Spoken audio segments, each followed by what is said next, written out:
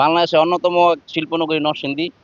ঢাকার অদূরে এই নরসিংদী থেকে প্রতিদিন কয়েক হাজার লোক বাংলাদেশে বিভিন্ন ঢাকা, চট্টগ্রাম, সিলেট সহ বাংলাদেশের বিভিন্ন জায়গায় যাতায়াত করে চাকরি, ব্যবসা, পড়াশোনার কারণে।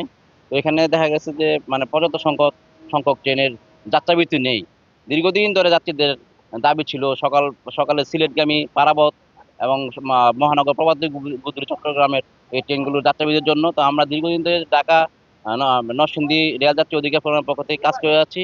তো এখন আহ, আহ, আমাদের এই মহানগর প্রভাতী, মহানগর গুদুল এবং উপবন ডাউন এই তিনটে ট্রেনের যাত্রাবিরতি হয়েছে আমাদের এখানে।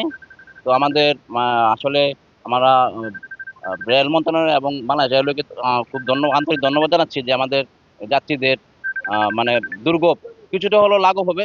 আমাদের দাবি থাকবে সিলেটগামী সকালে যে পারাবত ট্রেনটি আছে এটা আপ ডাউনের যাত্রীদের জন্য আমাদের দাবি থাকবে।